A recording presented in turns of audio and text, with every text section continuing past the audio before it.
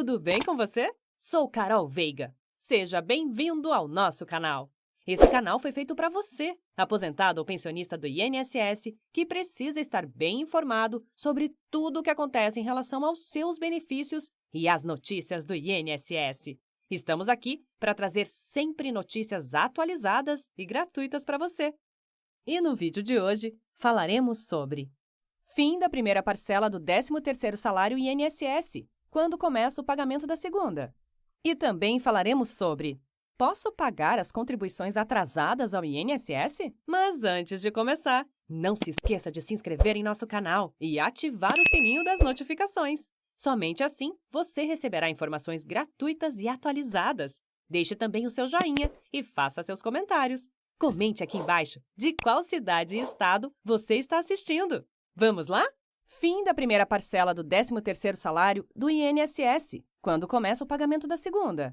Segurados do INSS receberam a primeira parcela do abono natalino, na terça-feira, dia 8. A Previdência Social Federal encerra os depósitos dos 50% do 13º salário dos seus aposentados e pensionistas.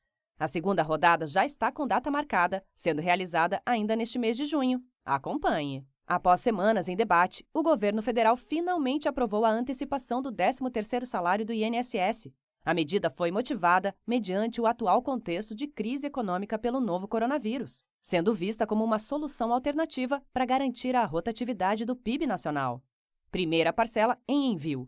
Os depósitos da primeira parcela foram iniciados no dia 25 de maio, inicialmente apenas para quem recebia mensalidades de até um salário mínimo. Na sequência, o INSS foi concedendo o benefício para os grupos restantes, encerrando oficialmente os repasses desse primeiro lote nesta terça-feira, dia 8.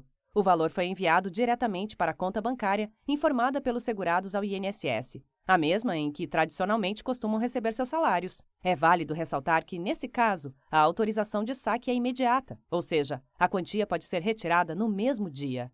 Segunda parcela iniciada no fim de junho. De acordo com o cronograma elaborado pelo INSS, a segunda parcela passará a ser concedida no dia 24 de junho. Os primeiros contemplados serão aqueles cujo número final de inscrição é 1. No dia 25, os de final 2 e assim por diante. É importante ressaltar ainda que, primeiramente, o INSS libera o benefício para quem está com renda fixada no piso nacional. Os segurados com valores até o atual teto de R$ 6.433 são convocados na sequência.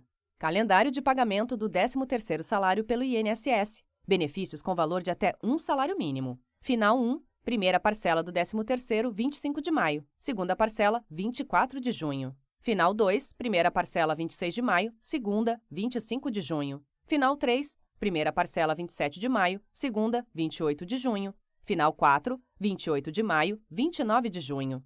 Final 5, primeira parcela 31 de maio, segunda, 30 de junho. Final 6, primeira parcela 1º de junho, segunda parcela 1º de julho. Final 7, 2 de junho, 2 de julho. Final 8, 4 de junho, segunda parcela 5 de julho. Final 9, primeira parcela 7 de junho, segunda parcela 6 de julho. Final 0, primeira parcela 8 de junho, segunda parcela 7 de julho. Benefícios com valor acima de um salário mínimo. Final 1 e 6, primeira parcela 1º de junho, segunda parcela 1º de julho. Final 2 e 7, primeira parcela 2 de junho, segunda parcela 2 de julho. Final 3 e 8, primeira parcela 4 de junho, segunda parcela 5 de julho. Final 4 e 9, primeira parcela 7 de junho, segunda 6 de julho. Final 5 e 0, primeira parcela 8 de junho, segunda parcela 7 de julho. Valores do 13º salário. O valor exato a ser pago varia de acordo com a realidade financeira de cada cidadão.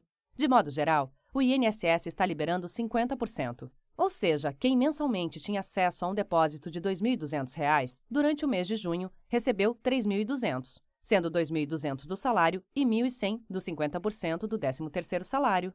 Na segunda rodada, no entanto, haverá reajustes e descontos, tomando como base as declarações do imposto de renda.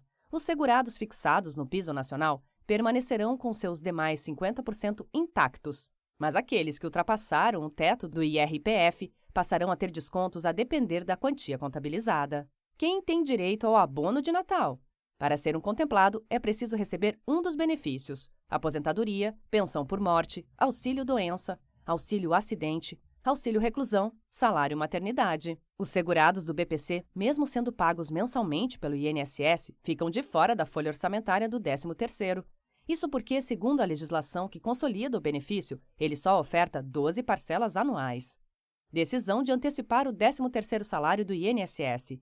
Uma vez em que o benefício está sendo antecipado, os segurados previdenciários devem ficar cientes de que não haverá um 14º salário em dezembro. Como mencionado, a liberação previa conter os impactos econômicos do novo coronavírus. O governo federal foi questionado sobre e já confirmou que, no fim do ano, não há possibilidade de repetir um 13º, como foi debatido no ano de 2020, na primeira vez em que o benefício foi antecipado. Fonte: Terra Economia. E vamos para o nosso segundo assunto. Posso pagar as contribuições atrasadas ao INSS? Muitas vezes, alguns cidadãos acabam atrasando os pagamentos de suas contribuições junto ao INSS. São vários os motivos que podem acarretar a essa situação. Pensando no momento de crise que estamos vivendo, elaboramos esse artigo para te explicar se é possível pagar as contribuições em atraso. Confira! Quem são os segurados do INSS? Primeiramente, existem 2 grupos de segurados, sendo eles aqueles sendo segurados obrigatórios e os segurados facultativos. O próprio nome já diz, obrigatório. Essa categoria de segurado é o cidadão que realiza atividades laborais sob o regime da CLT. Logo, é descontado do salário uma porcentagem. Já os segurados facultativos são aqueles que desejam realizar contribuições junto ao INSS para garantir o direito a alguns benefícios do Instituto Nacional do Seguro Social.